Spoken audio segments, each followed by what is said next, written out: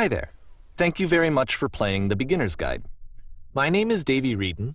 I wrote The Stanley Parable, and while that game tells a pretty absurd story, today I'm going to tell you about a series of events that happened between 2008 and 2011. We're going to look at the games made by a friend of mine named Coda. Now, these games mean a lot to me. I met Coda in early 2009 at a time when I was really struggling with some personal stuff, and his work pointed me in a very powerful direction. I found it to be a good reference point for the kinds of creative works that I wanted to make. So just to start you off, this is, I think, the first game he ever made. It's a level for Counter-Strike. You can walk around here, by the way. And mostly it's just Coda learning the basics of building a 3D environment. But what I like is that even though he starts from the simple aesthetic of a desert town, he then scatters these colorful abstract blobs and impossible floating crates around the level. And of course, it destroys the illusion that this actually is a desert town, and instead this level becomes a kind of calling card from its creator. It's like a reminder that this video game was constructed by a real person. And it kind of makes you wonder, what was going through his head as he was building this? This is what I like about all of Coda's games. I mean, not that they're all fascinating as games, but that they are all going to give us access to their creator. I want us to see past the games themselves. I want to get to know who this human being really is. And that's exactly what we're going to do here. So, it's 2008, Coda starts making these games, and he never releases any of them. He doesn't put them onto the internet, he just makes them and then immediately abandons them, and they sit on his computer forever. And I think he really understood this image of himself as a recluse.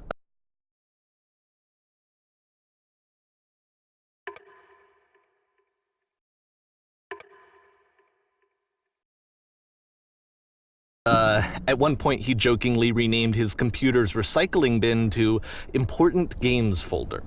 So, you know, this was just how he worked. He tended to crank them out one after the other without even really pausing to try to understand what he had just made, until suddenly one day, he just stopped.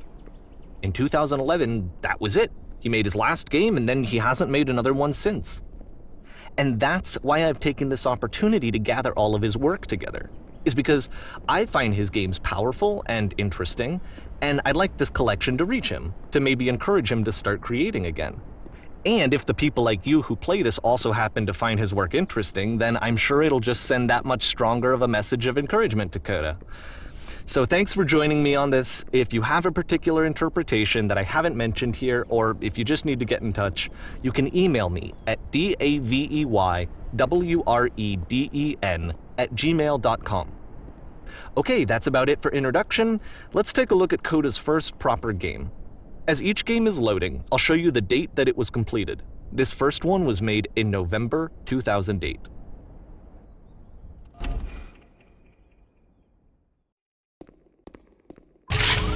Warning.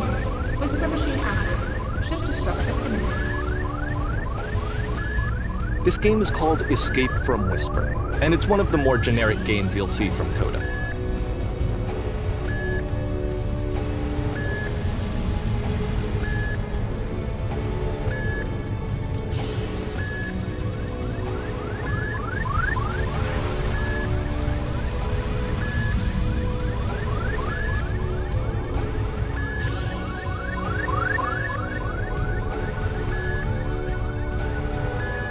Security call breached. Hostile alien life form inbound. It kinda looks like this game was abandoned mid-development. For instance, you have this gun, which you'd think would indicate that there are supposed to be monsters or enemies somewhere, but then clearly there are no enemies anywhere. You can't even reload the gun when you run out of bullets. But ultimately we don't really know. Maybe Coda thought that actually it was complete the way that it is. And I think that we should talk about his games for what they are, rather than for what they're not. Enemy force neutralized. Begin shield evacuation.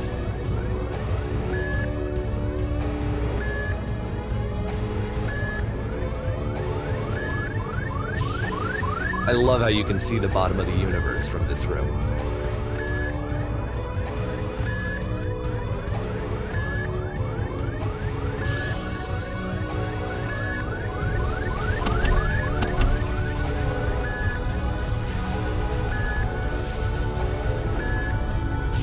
apparently this space station has a labyrinth on it. Sure, I don't know. There's really no reason for it that I've ever been able to discern, so in the interest of time, I'm just gonna skip you on past it. Okay, this is the part that's interesting. The game has this narrative about the whisper machine and how it has to be turned off, and then you get to the engine room. Hey, you there, in the engine room. You could save us all. That beam is powering the whisper machine. We could disrupt it by introducing a great enough heat signature. If your body could stop the beam. It's so much to ask, but for all of our lives, would you do it? Could you give yourself?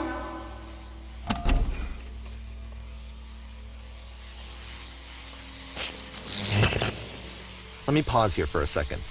What you just experienced, stepping into the beam and then dying, is probably what Coda had initially intended when he was developing this level. But when he first compiles and plays it, something goes wrong. There's a bug somewhere. And this is what happens instead.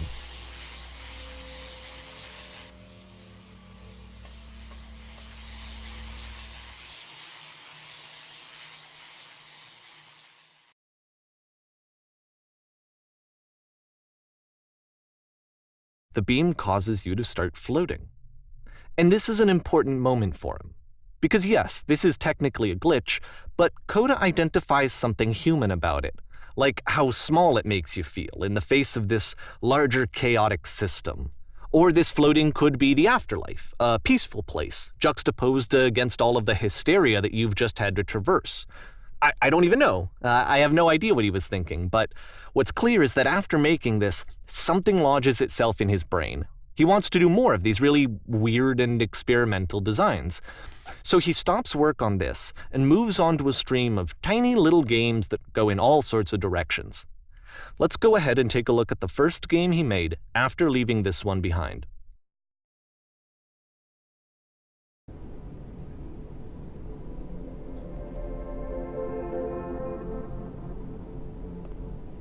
Yep, in this game you can only walk backwards.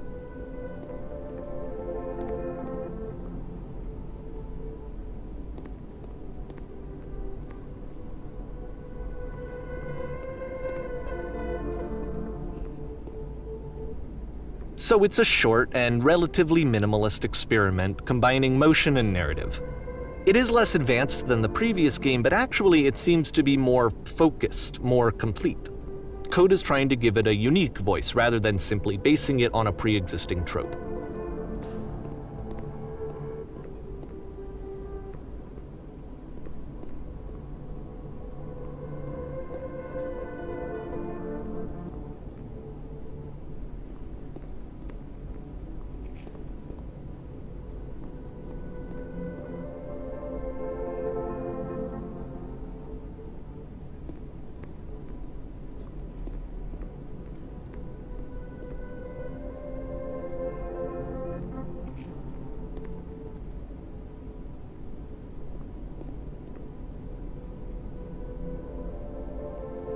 It's a short little thought, it says what it wants to say, and then it ends.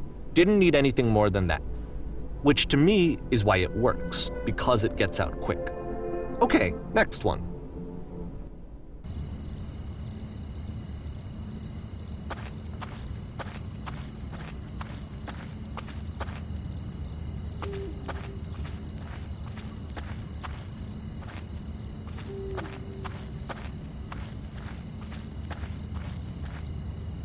And that's it.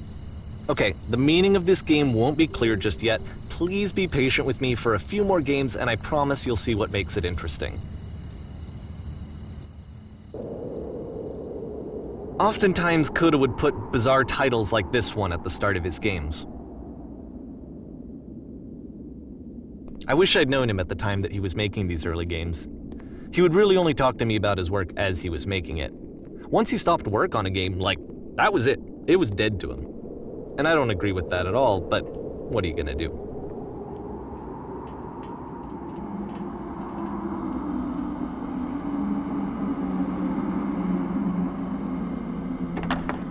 Once you've been slowed to an absolute crawl, the door at the top of the stairs opens.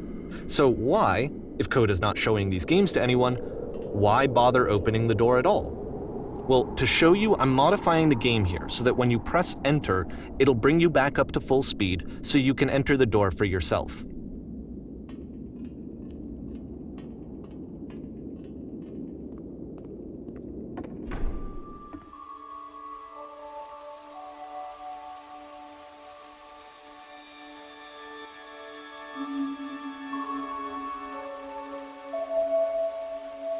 A room that's warm and nice and filled with little ideas for games.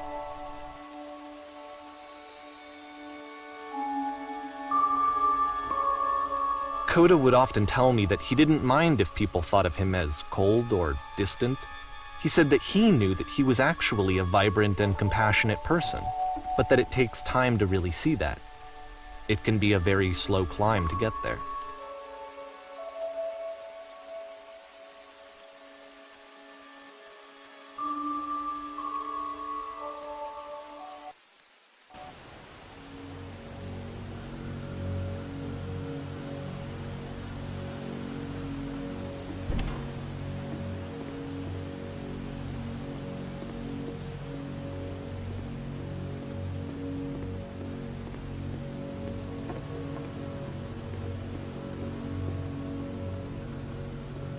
Well, this is new for Coda. It's an actual puzzle. Go ahead and see if you can solve it.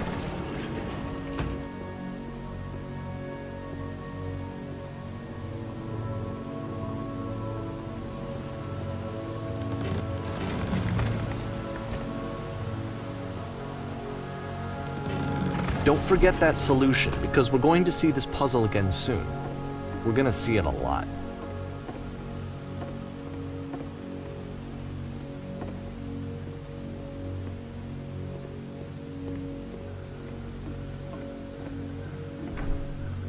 So that seems to be it, right? You walk down a corridor, you solve a puzzle, you get to the end. Simple enough. All right, now I'm going to modify the game again so that when you press enter, it'll remove all of the walls from this room.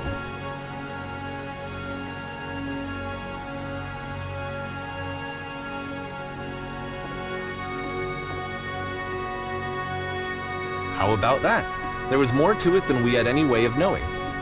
I actually find it funny that this game comes after the Stairs game, since they essentially convey the opposite idea. So, in the Stairs game, a dull exterior concealed a rich interior.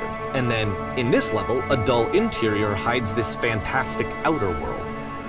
Either way, I think that the point is the same, is that most of the time you don't get to know what you're missing, or even that you're missing anything. That's not your role as a player. So if your role here is not to understand, then what is it?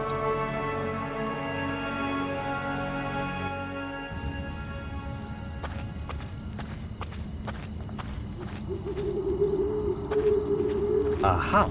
So, this, combined with the entering game from earlier, tells us that Coda believes his games are connected somehow. It could even be that the Stairs game and the puzzle game are literally connected in between this and the entering game. There's a bigger picture that all of his games are meant to play a role in, some larger meaning that we won't be able to grasp until we've seen all of them. And once we have, we can step back and start to understand what exactly that bigger picture is.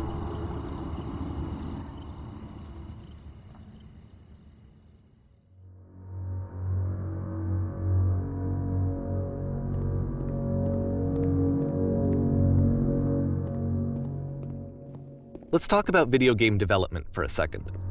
Every video game runs on what's called an engine, which determines what the game can and cannot do. So in other words, the engine is a set of tools for game development. To make all of these games, Coda is using an engine called Source. Like all engines, Source has certain things that it does well, and it has certain things that it does poorly. One of the things that it does very well is boxy linear corridors. That's why so many of Coda's games are set in these large, flat, empty rooms, is just because he's working with what the engine does well. The tools available to the creator shape what kinds of creative work they're going to end up making. you might consider paying attention to the architecture in Coda's games, to notice how they seem to stem from an engine that's very good at producing linear, boxy corridors.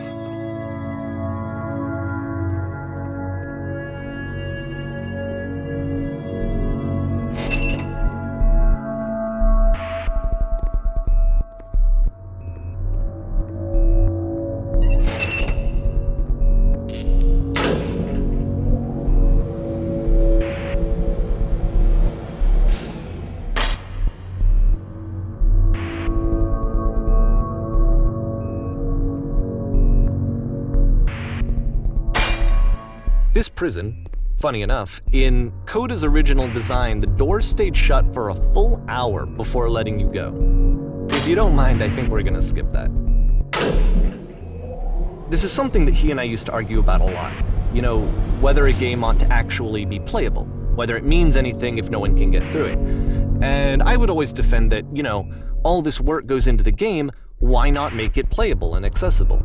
And so we just got into heated arguments over it, and there was one time that after one of these conversations, he went home, and a day or two later, he sent me a zip file entitled Playable Games that was full of hundreds of individual games, each of which was just an empty box that you walked around in and nothing else. Believe me, I played every single one of those just to find out if there was like a gag hidden somewhere. There wasn't.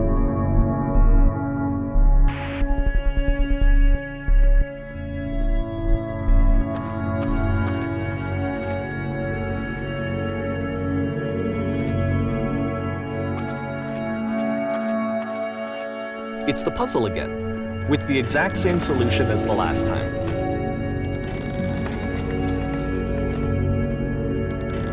There's still no clear indication of what makes this puzzle so special that Coda is going to return to it over and over. But I promise I'll share with you my interpretation very shortly.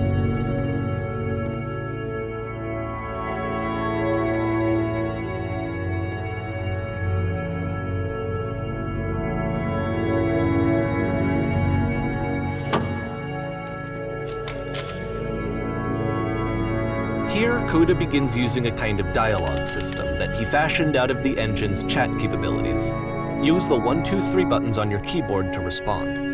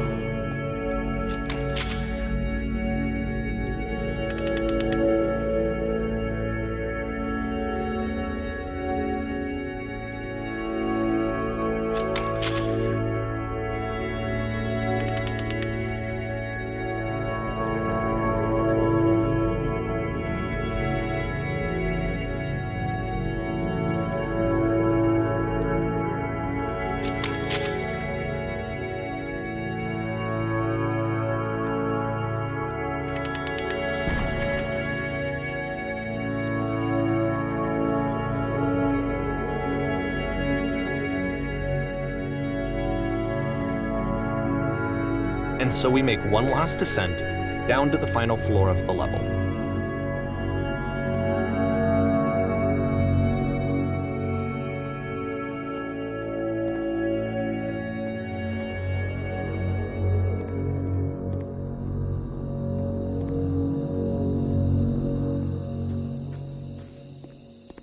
It's a lamppost.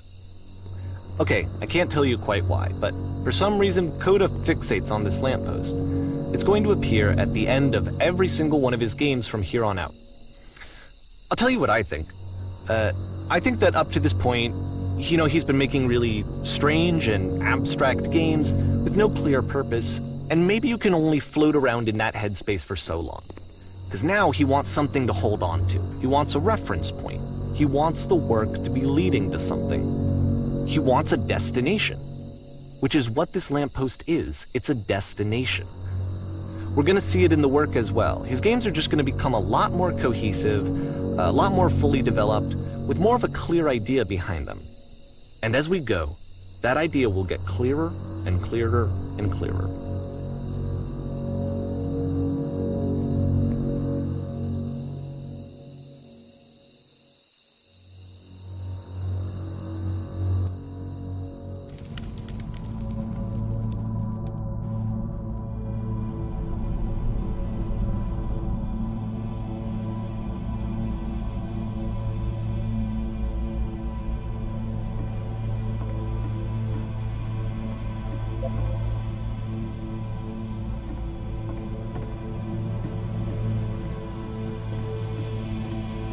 So first off, I'm sure you can deduce this, but this game is not connected to the internet.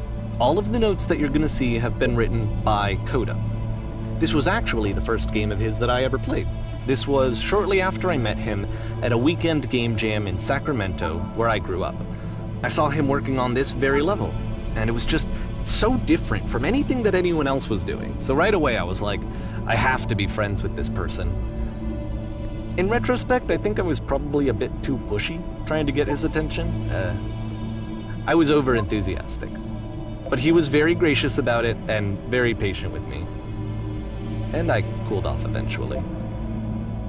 Oh, feel free to skip over any of these notes if they're not doing anything for you. Nothing extra is going to happen if you read all of them. Either way, to me they convey a sense of loneliness. I see this person who's filled with thoughts and feelings and beliefs and has no way to express them except as scattered and unheard voices in a game that wasn't meant to be played.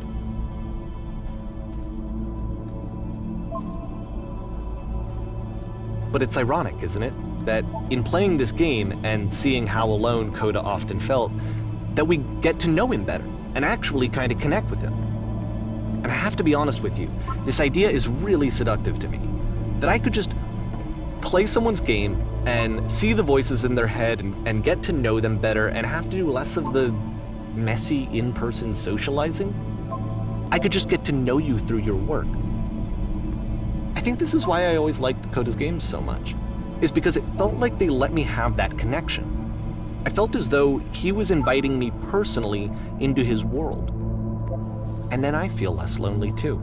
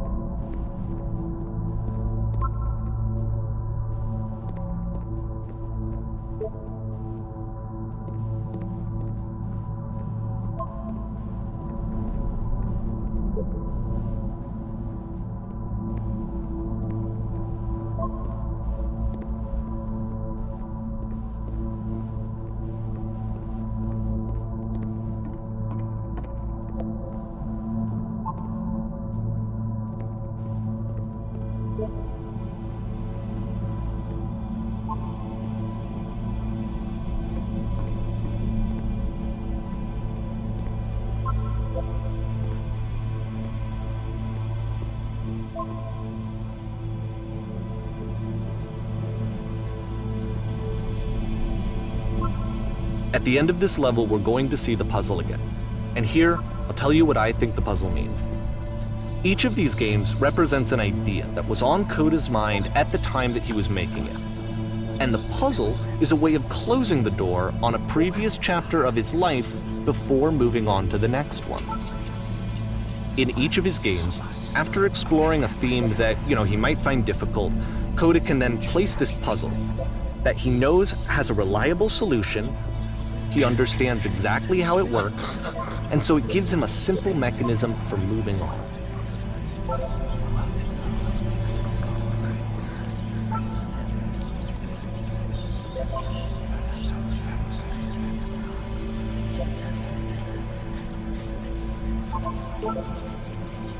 And because there's this dark area between the doors, a space between spaces, before you move on, you get to pause.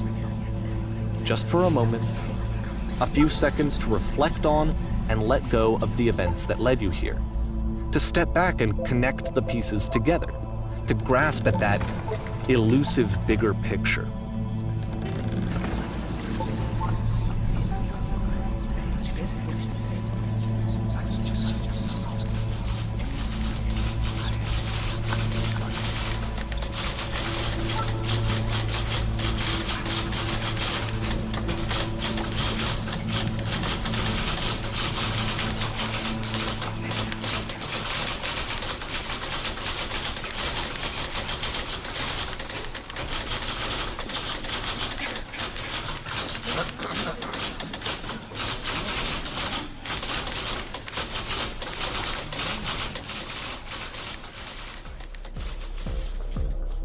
Okay, this one is tough.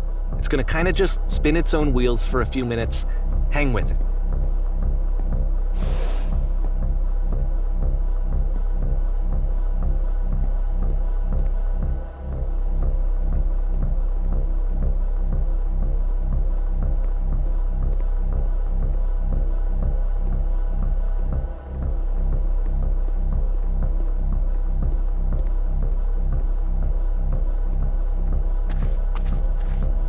See, like, this is it, the whole game, and there's nothing that's particularly interesting about it. You just walk to the end of a hallway.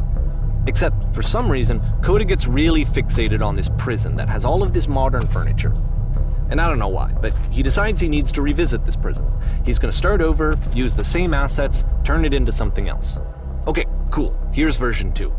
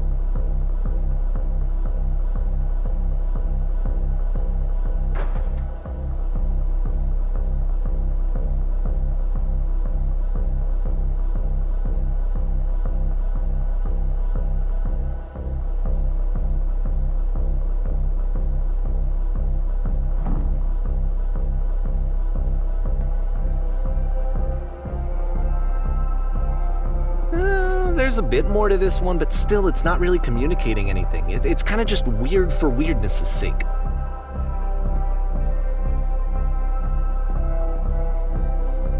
So okay, he throws it out and starts over. This time he comes at the prison idea from a different direction.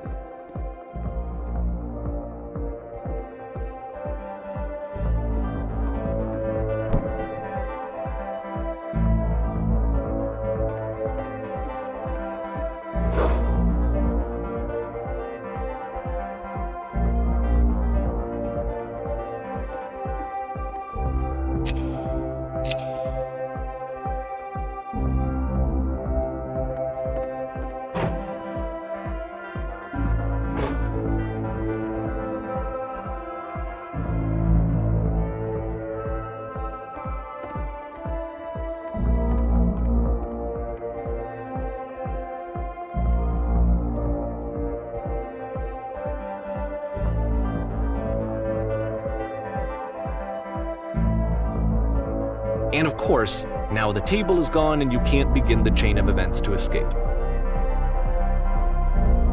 Here's a version where there are no bars, but you can't actually get to the well.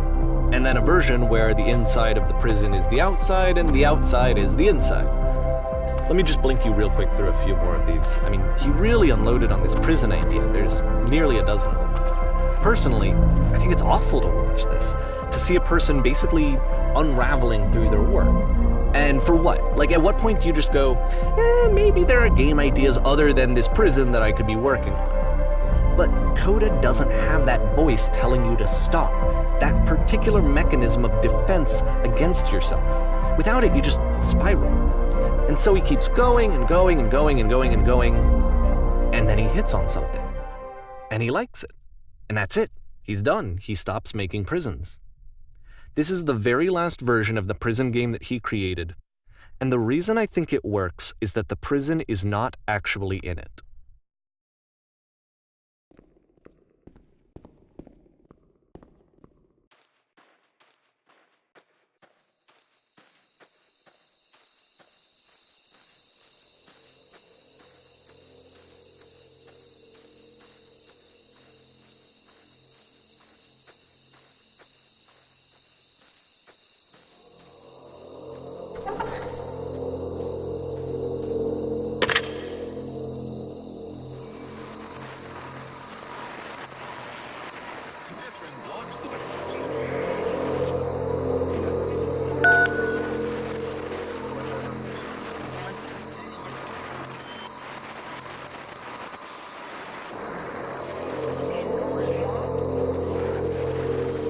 It's a conversation. And so this is what Coda wants, is to be able to talk to someone, to share what's on his mind, and to get some good advice from someone who knows. But the irony is that even in this scenario, you're still talking to yourself. You know, all of these games so far are Coda talking to himself.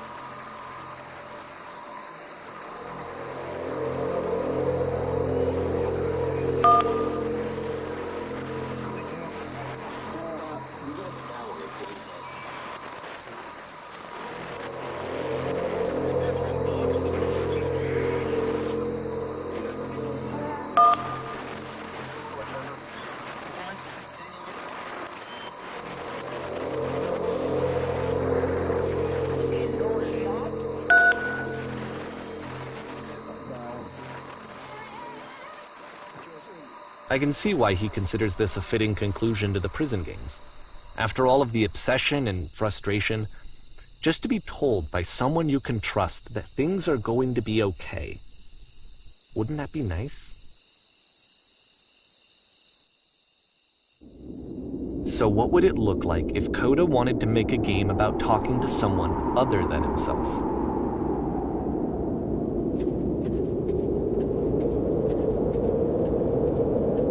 To me, this environment is meant to represent Coda's puzzle, with the two doors on either side and a dark transitional space between.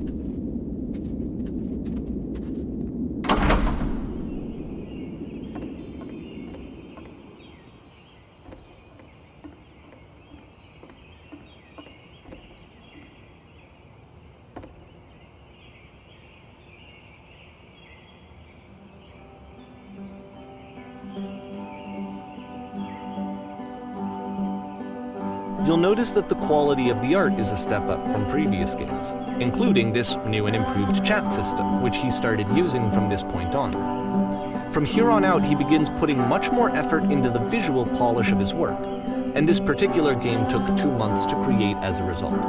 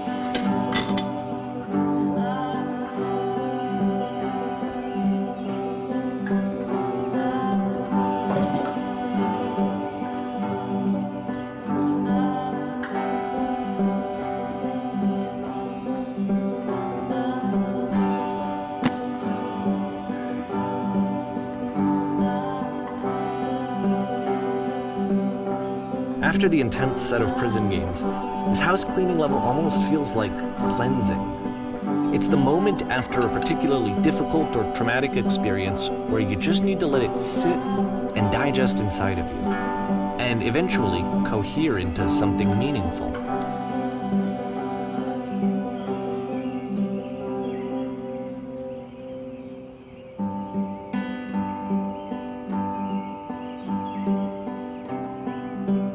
I know that Coda really liked this game.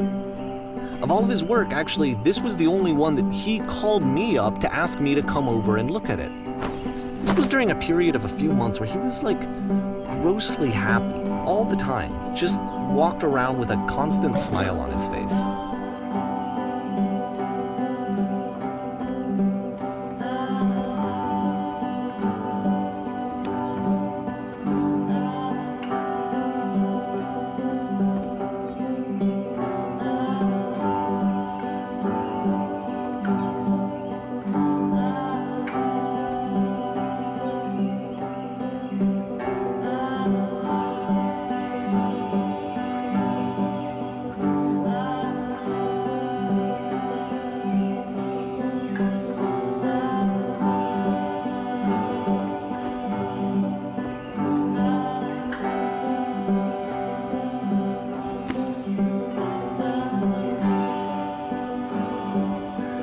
I'm glad he made this. I'm glad he found some peace.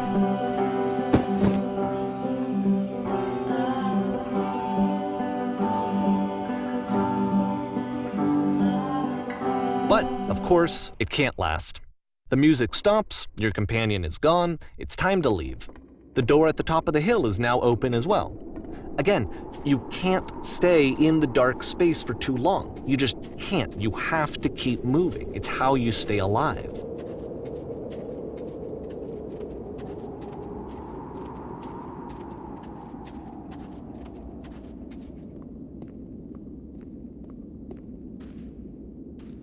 Which is the whole point of the puzzle doors, right?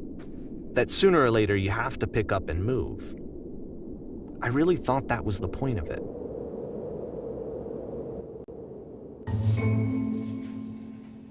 This one gets a bit goofy.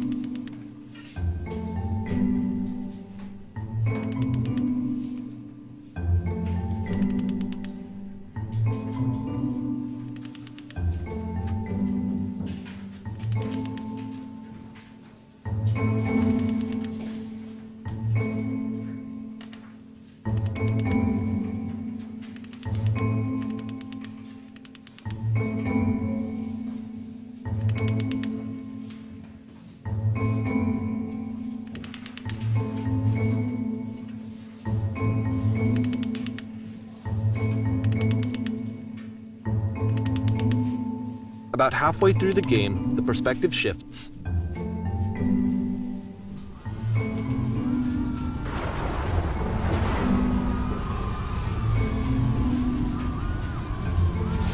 And you play as the teacher. And suddenly, you discover that your teacher is just as bigoted and afraid as you are. Oh, and also you can move around the classroom now.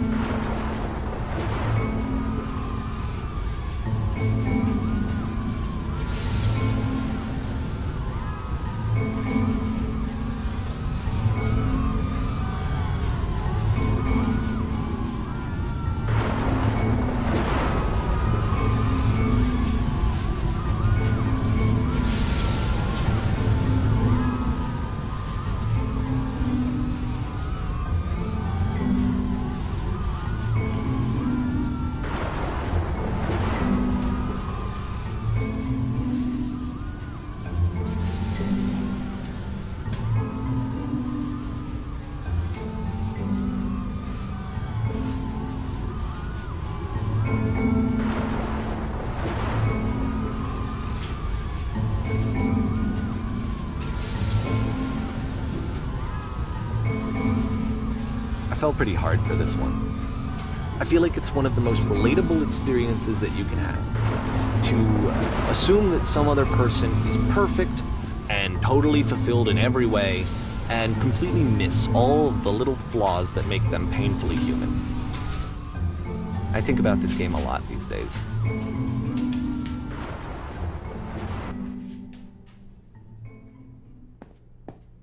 This one took a lot longer than all the others for Coda to make. It was 4 months between this and the last one. That's twice as long as it took him to make any other game before this, and it's not like it's particularly complex, so I remember I found that a little strange at the time.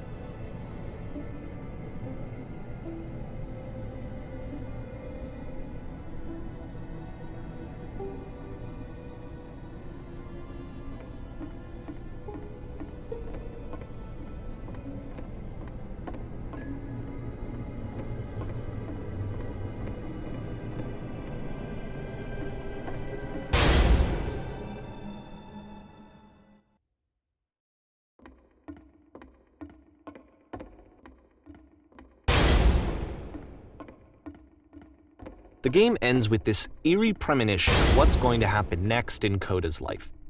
The solution to social anxiety, to fears of having to perform and having to chase success, the answer for Coda is to withdraw, to hide himself away. which is what leads to scenarios like the stairs that slowed you down several games ago, where it just becomes harder and harder to access Koda's inner landscape because he keeps retreating. He just keeps backing away from possible connections to anyone other than himself. And to be honest, I didn't consider it very healthy when I first played this game. You know, it looked to me like he was trying to justify the idea of just disconnecting yourself from the world. And that wasn't what I wanted for him or for his games. Because I feel like a lot of his games are inviting me to connect with this person, to bring him closer. But what can you do? After this, Koda went off and took another 5 months to make a new game.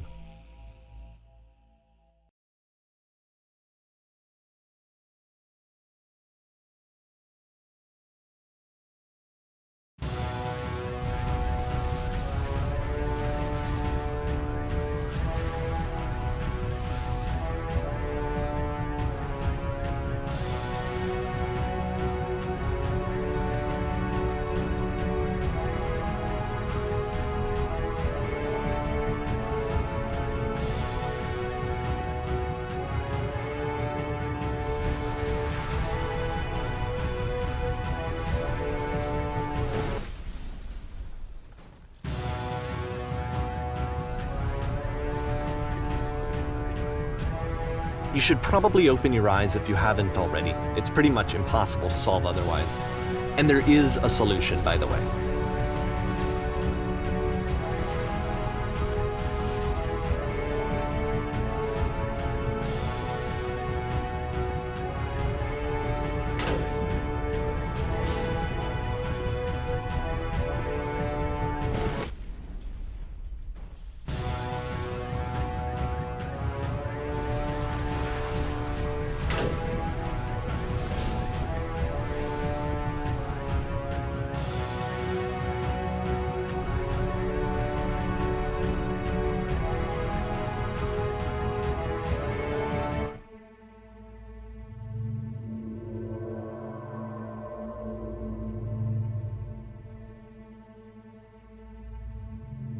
Like I said, I was getting concerned.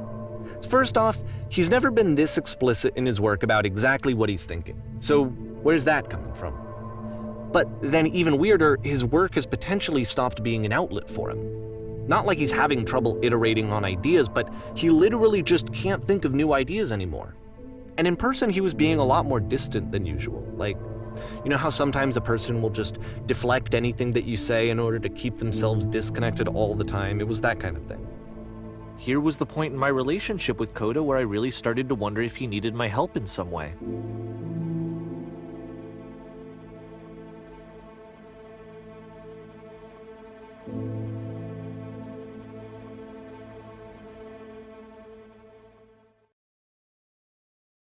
His games are going to get more desperate from here on out. After this game, it's almost 6 months before he finishes something new.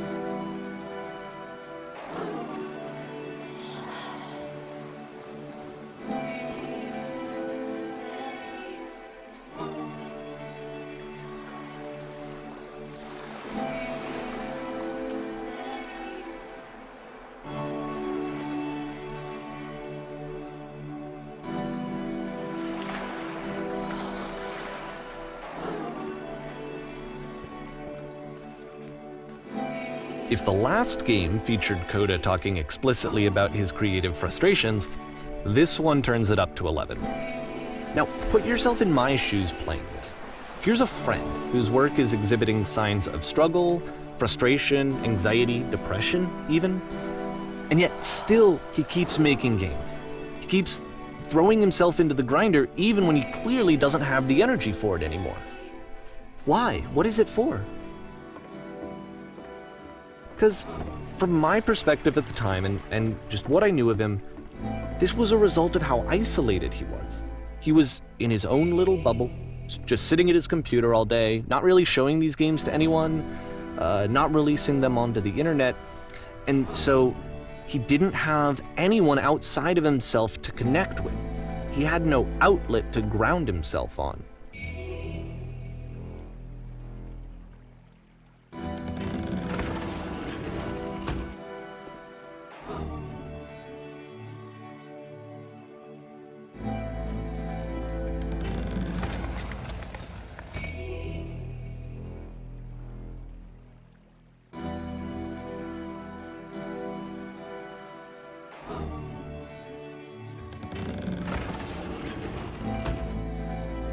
You can't talk yourself out of loneliness. It doesn't work that way. You can't be the one writing both the questions and the answers. Then there's no movement. Then there's no circulation. If all of your anxieties are being channeled into your work, then if the work ever fails, you have no backup and you're just going to crash.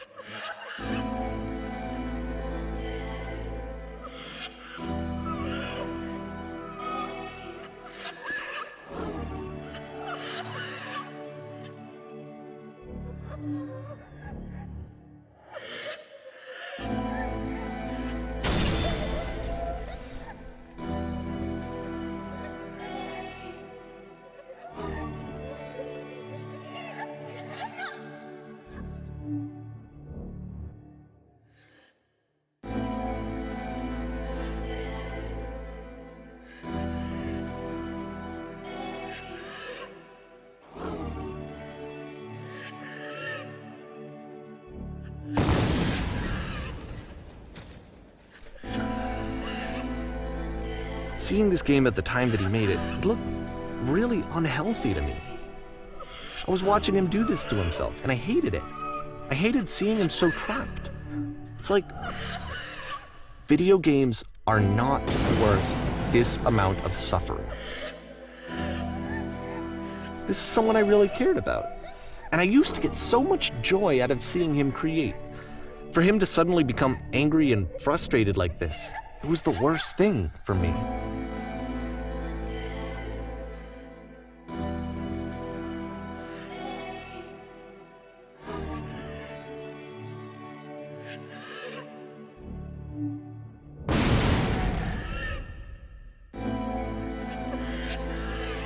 I don't know. This is what I felt at the time. I don't know how else to explain it. I wanted it to stop more than anything. It never felt so rotten. I needed more than I had ever needed anything for this to stop.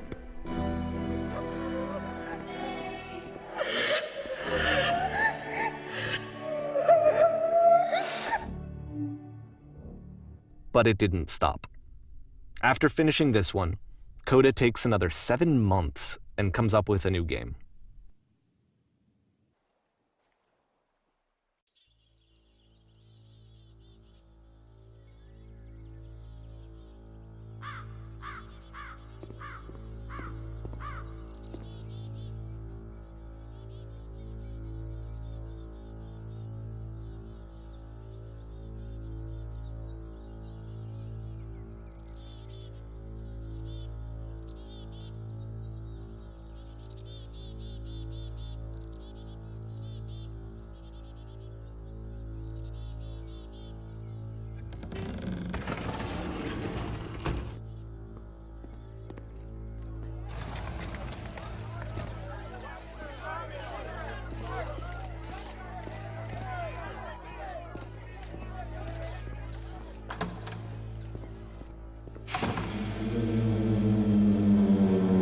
And of course, it's the machine.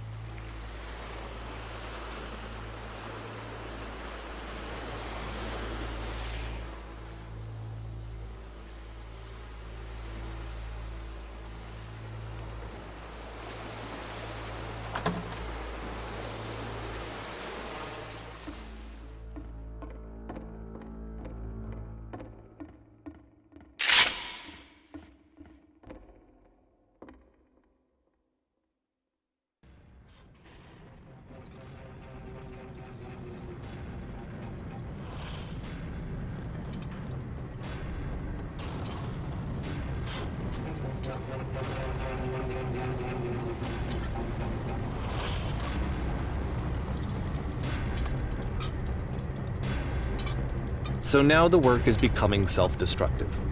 And I'll tell you, at the time that I first played this game, shortly after he made it, here's what I'm thinking to myself.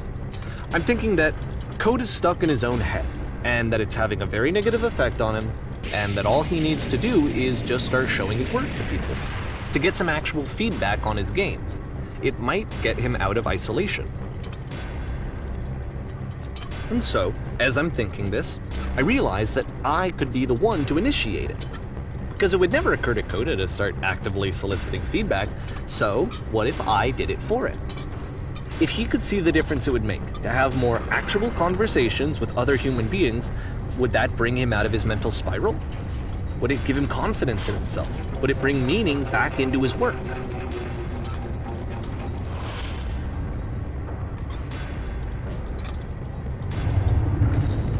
So I started showing Coda's work to people. I took this one, and the islands which you just played, the theater, the notes, the house cleaning game, and some of the prison escape games. I brought them to people that I knew and trusted. I asked their opinions. And the great part is that they really loved his games. You know, the point of it all was just to give him some external reference point, but they genuinely loved his work. There was nothing for him to be afraid of.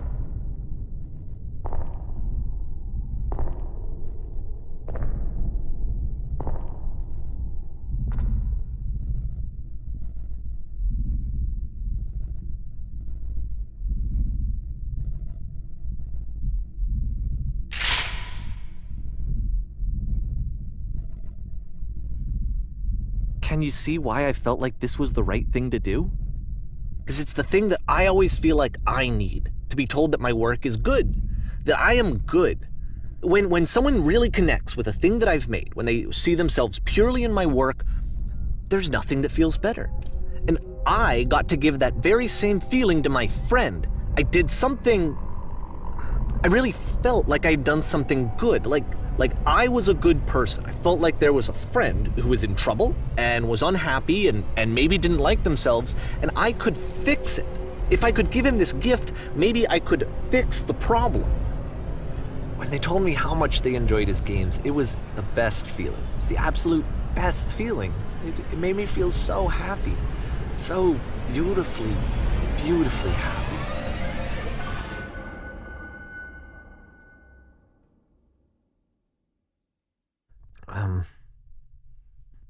So anyway, Coda finishes this game, and then really he just kind of takes off for a while. So this is June of 2011, and I didn't hear anything from him for several weeks, I guess. And so out of nowhere, one day I get an email, and it's got a private link to a new game of Coda's. This one is called The Tower, and to my knowledge, it's the last game that Coda ever made. So let's take a look.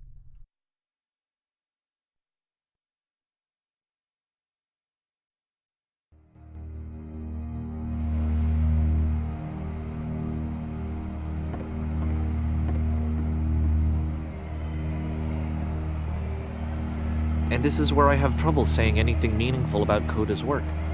Because more than anything else, The Tower just feels distant. It feels like it's trying to distance itself from the world. It's a very cold game.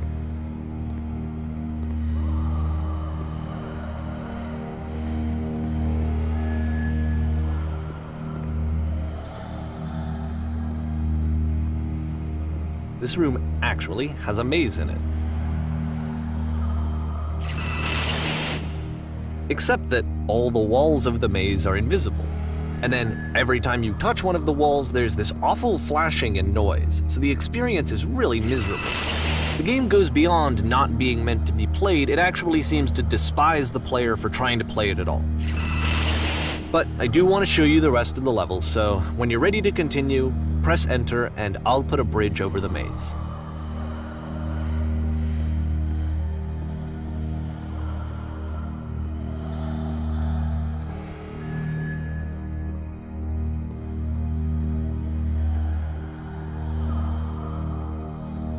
And to be fair, it's not like this is the first game that's needed some modification to be playable. Like the house cleaning game. You know, that one used to actually loop the cleaning chores and you just cleaned a house forever. I had to cut it off so that you could exit the house and the game would actually end. But that game had an idea that it was actually trying to communicate. What's the deeper idea behind the invisible maze?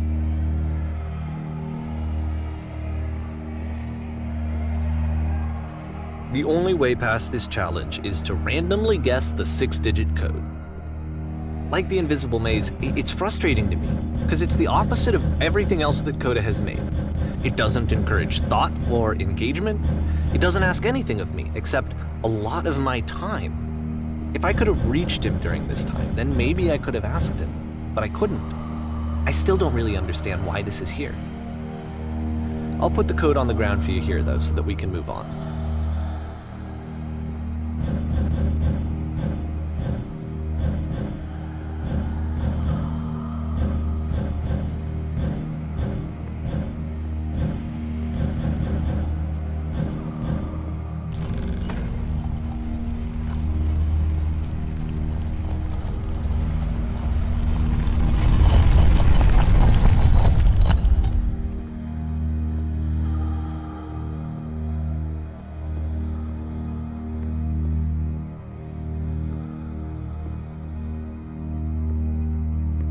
The switch to open this door is actually on the other side of the door, meaning that it's literally impossible to solve from this side.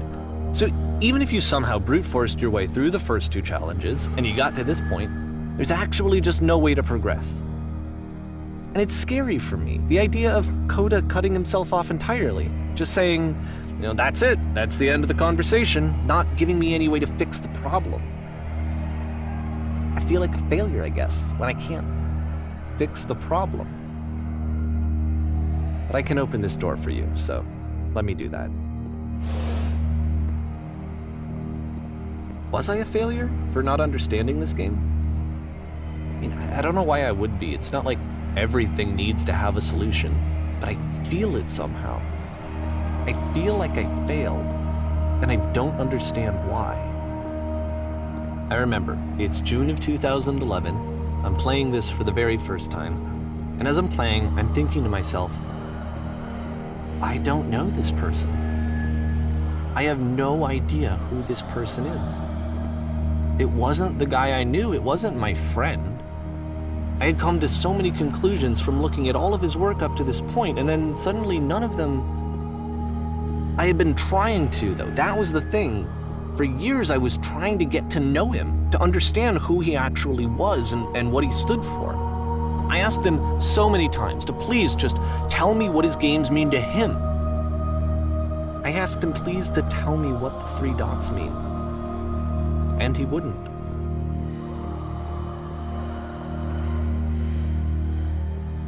I just felt so strongly that if I could have connected with him, that if I could have somehow made his work my own, that I would finally be once and for all happy. It was that I needed to see myself in someone else. I needed to be someone other than me. But he stopped and left, and it felt somehow like I had failed.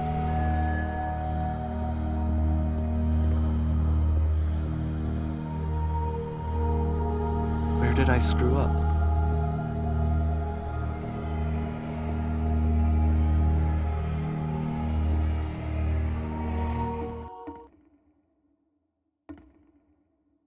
I'm the reason that you stopped making games, aren't I? It's because of what I did. I poisoned it for you.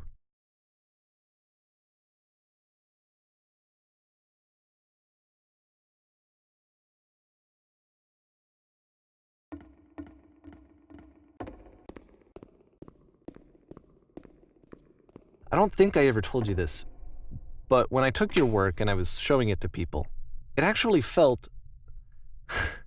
it felt as though I were responsible for something important and valuable.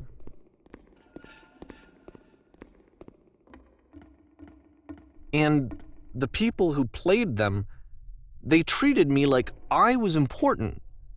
They really listened and cared about what I had to say.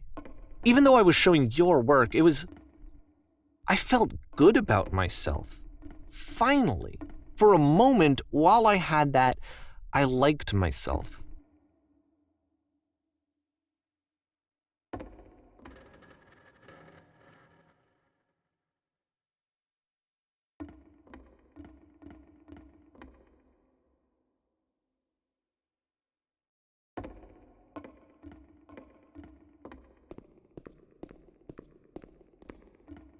And then you stopped, and I didn't have anything left to show people. I just had to be with myself. And as soon as that happened, there was no feeling at all. Nothing. Less than nothing. What does that mean?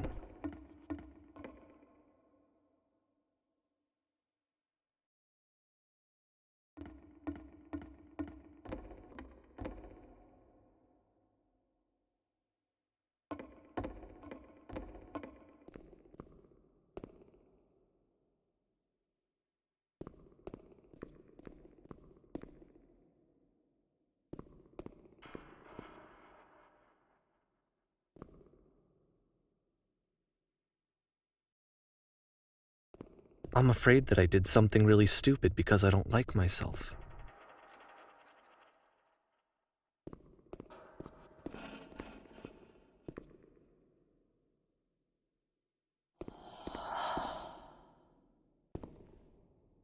That's why I'm releasing this collection of your work, is because I haven't been able to find any other way to reach you. I've tried everything. And so a part of me has hope that if I put this compilation out into the world, and if I put my name on it, that maybe enough people will play it so that it'll find its way to you, so that I can tell you that I'm sorry. I know I screwed up. If I apologize to you truly and deeply, will you start making games again? Please, I need to feel okay with myself again. And I always felt okay as long as I had your work to see myself in. I mean, is something wrong with me? Because I know that I did an awful thing, and I'm doing it again right now. Like, I'm showing people your work, but I can't stop myself from doing it. That's how badly I need to feel something again, like I'm an addict. There has to be something wrong with me. Can I apologize? What if I tell you I was wrong? Will that work? Will that fix it? I don't know. I don't think it will, but there's nothing else that I can do. Just tell me what you want. I'm sorry. I'm sorry. Please, start making games again. Please help me. Please give me some of whatever it is that makes you complete. I want whatever that wholeness is that you just summoned out of nothing and you put into your work. You were complete in some way that I never was. And I want to know how to be a good person. I want to know how not to hate myself. Please. I'm fading, and all I want is to know that I'm going to be okay.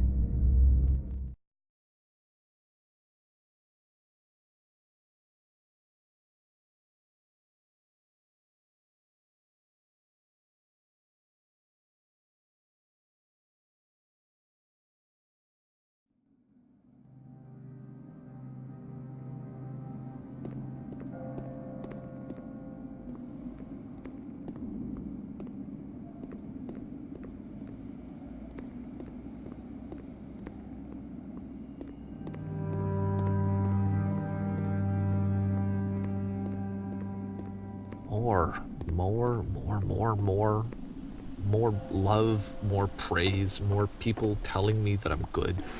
Always more. It's like a disease.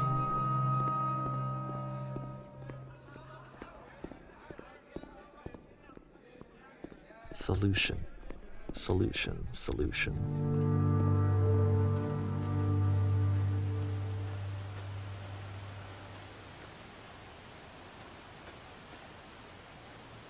I guess if someone had told me ahead of time that he just really enjoyed making prison games, maybe I wouldn't have thought he was so desperate. I wouldn't have told so many people that he was depressed. Maybe he just likes making prisons.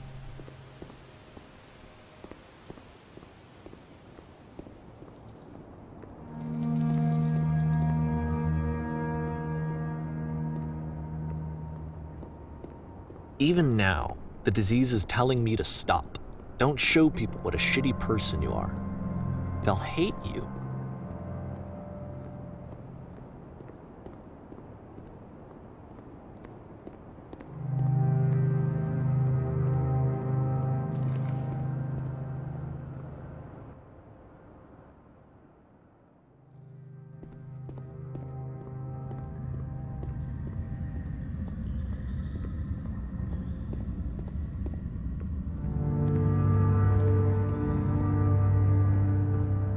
If I knew that my life depended on finding something to be driven by other than validation, what would that even be?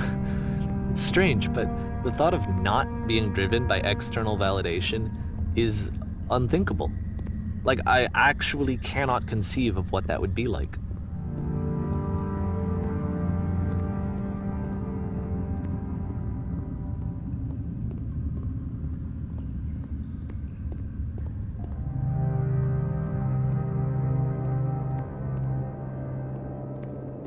What now?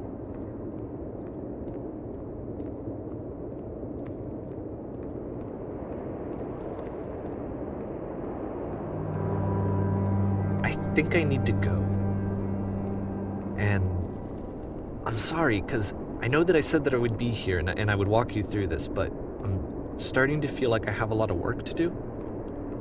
I have a lot that I need to make up for. And so I'm just gonna... Okay.